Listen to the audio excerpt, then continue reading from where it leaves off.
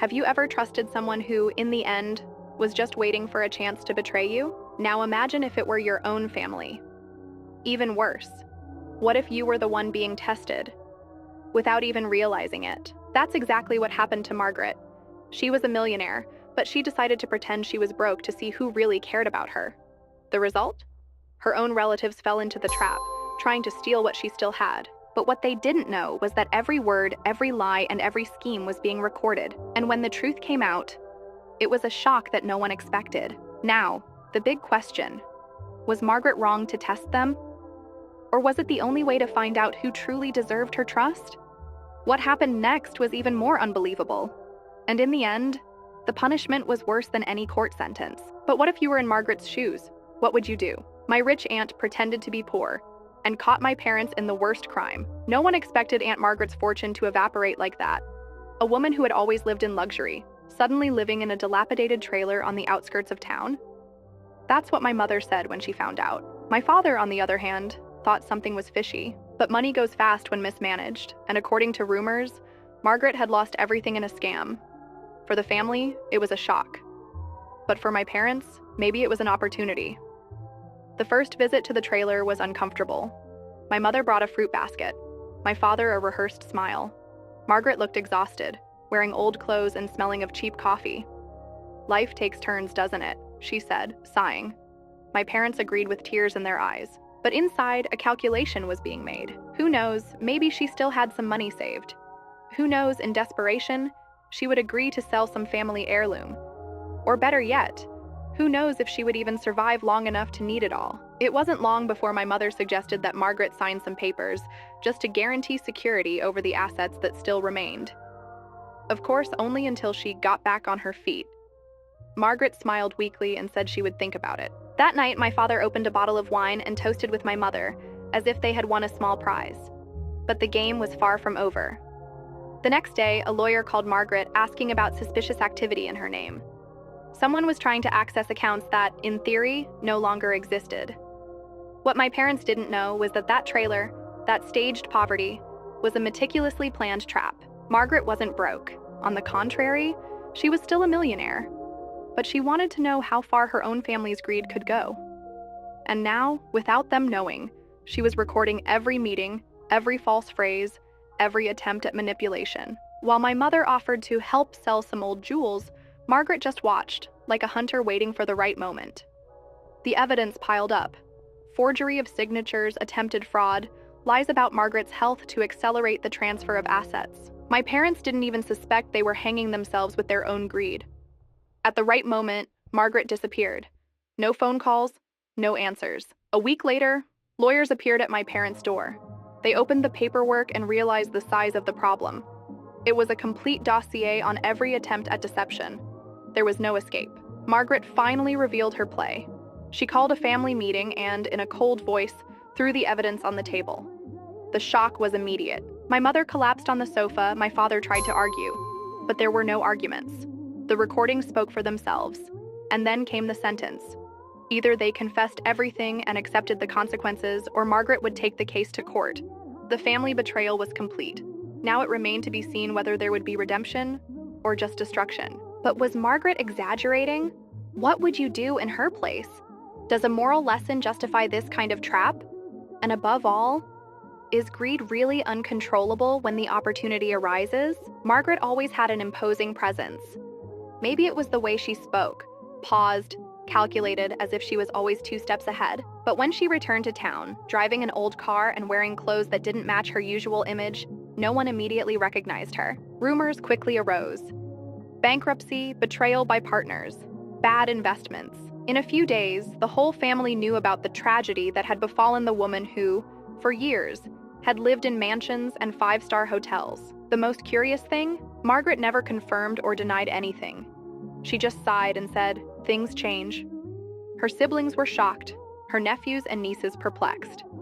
But there was something different in my parents' eyes.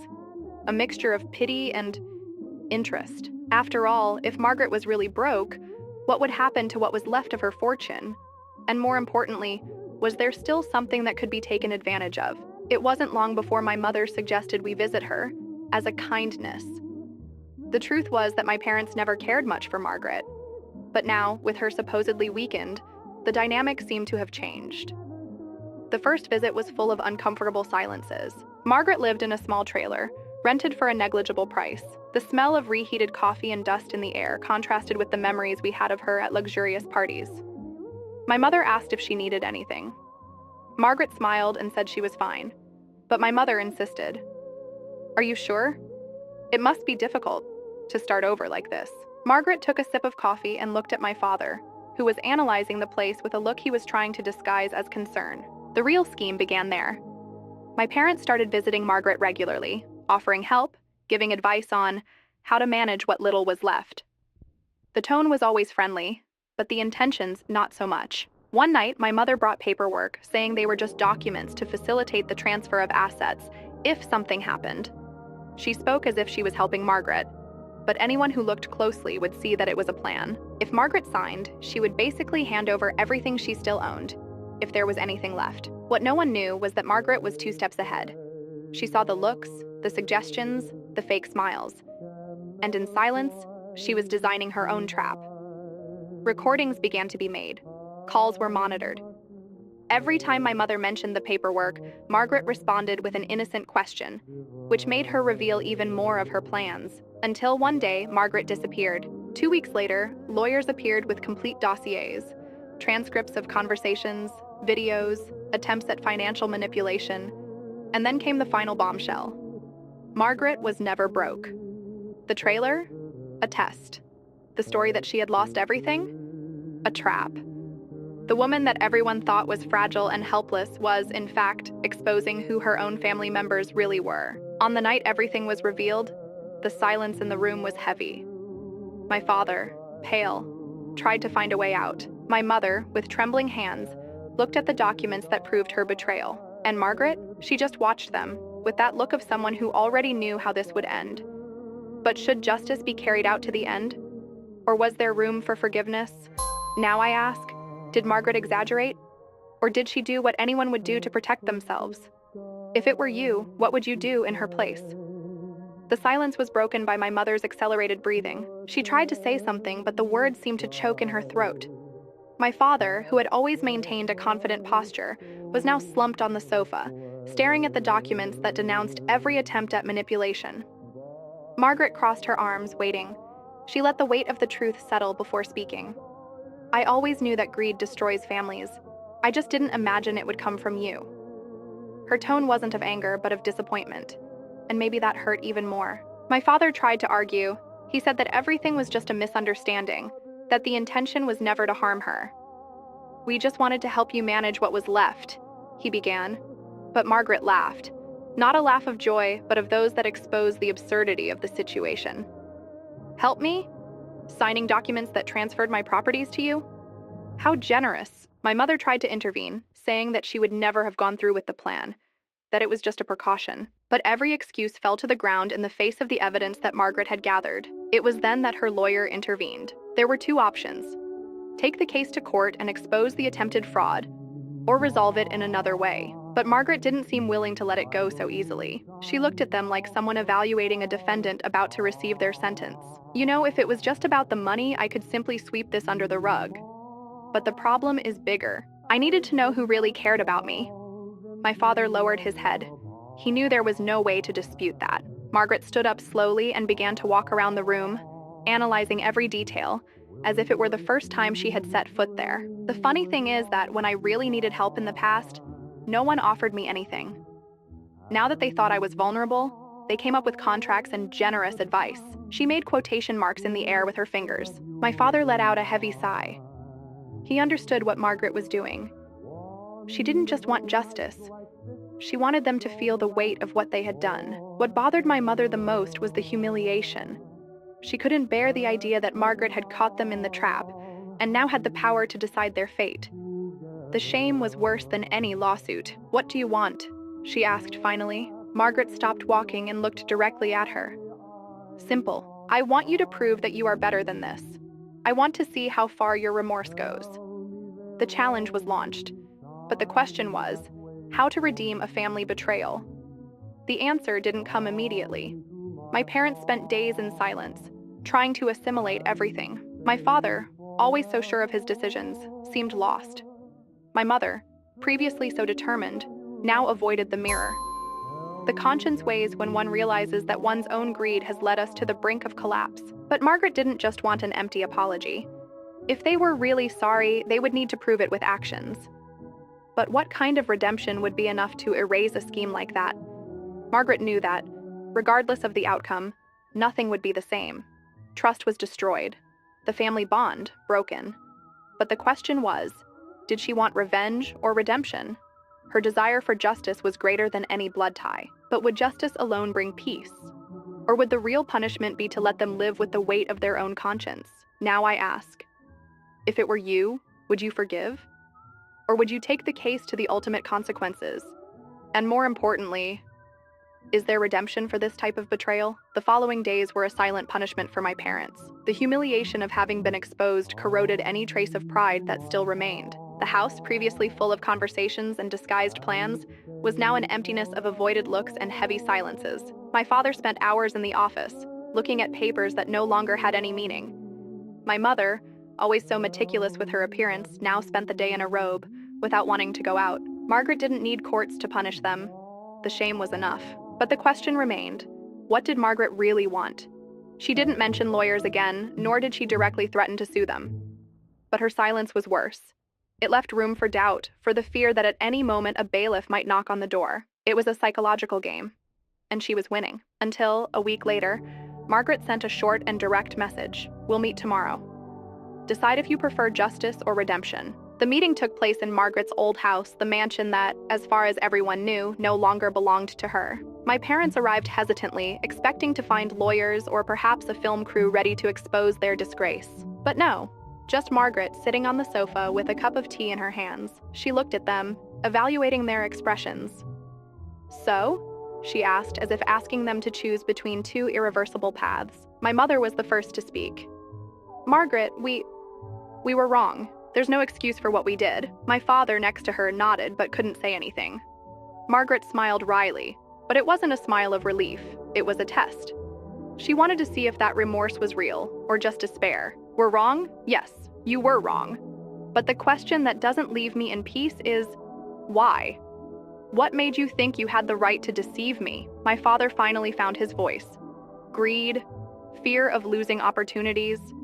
I don't know. But nothing justifies it. He took a deep breath. Margaret, I don't know what we can do to fix this. And that was the answer she was waiting for. There were no justifications, just acceptance of one's own failure. Well, maybe there's something you can do. Margaret placed an envelope on the table. My parents exchanged glances before picking it up. Inside, a contract. But it wasn't a lawsuit. It was an agreement. Margaret wanted them to return everything. Not just the documents they tried to force, but anything they had acquired by dubious means throughout their lives. I want to know if you really understood the lesson. If you signed out of self-interest, then you learned nothing. But if you are able to give up out of genuine regret, then maybe there is redemption. The silence was dense. That decision wasn't just about money, it was about character. My parents had spent their lives accumulating, always with an eye on any chance of advantage. But now, Margaret was challenging them to do the opposite, to give up. What would they do? How far would they go to prove that they were not the people Margaret believed they were? And you? Do you believe they really changed? If you were in their place, would you sign this contract? Or would you try to get away unscathed, as you always have? My mother held the contract as if it were a death sentence. She read and reread each clause, looking for a hidden detail, a loophole, something that made it less real. My father, on the contrary, remained motionless, staring at Margaret. This is a test, isn't it? He asked. You want to see how far we can go? Margaret smiled wryly, a smile that revealed nothing. No? I want to know who you really are. The room was charged. Margaret's mansion, which used to be the scene of luxurious parties, now seemed like an invisible court where only looks weighed like evidence. If they signed, they would lose not only the chance to rob Margaret, but everything they had accumulated throughout their lives in a questionable way. If they refused, Margaret could take the case to court. Neither option was easy. But for the first time, the choice wasn't about money. It was about character. My mother took a deep breath and extended the pen. Her hand was shaking. For a second, it looked like she was going to sign. But then she stopped. Margaret, what if we do something different? What if, instead of that, we prove it in another way? Margaret raised an eyebrow. Another way? My mother looked at my father, seeking support. We were wrong, but we want to make up for it. Money isn't everything. We can use what we have to help others, to fix past mistakes. That was unexpected. Margaret watched carefully. Would it be a new manipulation? Or was my mother really willing to change? If you want reparation, maybe we should do something bigger. Margaret crossed her arms thoughtfully. Then tell me, what are you willing to do? My father, who always avoided showing weakness, finally seemed defeated. Whatever it takes. He said it with a choked voice. And at that moment, Margaret knew. They weren't pretending. The shame, the fall, the loss of their own reputation, all of this had made them see what really mattered. But would that be enough? The choice was in Margaret's hands, justice or forgiveness. And now I ask you, would you forgive? Or would you still take justice to the end? Margaret remained silent. The weight of that decision was greater than any fortune. Her eyes analyzed every detail on my parents' faces, looking for a sign of falsehood, a clue that that apparent redemption was just disguised despair. For years, she lived surrounded by people who saw her money before they saw her humanity. Now, before those who tried to betray her, she had the power to decide their fates, whatever it takes. My father's words echoed in the air. Margaret sighed and finally stood up. Very well. She took the contract, tore it into small pieces, and threw them in the fireplace. The fire consumed the pages slowly, as if it were digesting the past. If it is redemption that you want, it will not be on paper, it will be in practice. My parents exchanged glances, confused. Margaret continued. From now on, you will return everything. Not to me, but to those who really need it. She took another envelope from the drawer and handed it to them. It was a list of charitable organizations, social projects, people who had lost their homes to financial scams. The only way to prove that you have learned the lesson is by helping those you would never help before. My mother's expression was of pure shock. It wasn't just about losing money. It was about losing the illusion of control, about finally facing who they had become. My father didn't argue. He took the envelope and just nodded. For the first time in his life, there seemed to be no more resistance. They had lost everything. But perhaps, for the first time, they were gaining something real. Margaret watched them for another moment before turning and leaving the room. She didn't want to hear empty promises. Either they would do what was right, or they would live with the shame of not having done so. Justice or redemption. In the end, she gave them the chance to choose their own destiny. And so, the story did not end with a court sentence or a public scandal. It ended with a new path, where the choices made from then on would be the real punishment, or the real salvation. Now, I ask you, did Margaret make the right decision? Would you forgive or take everything to justice? And more importantly, does anyone really change when they lose everything? Hi, you are on the Moving Narratives channel. Subscribe and follow our stories.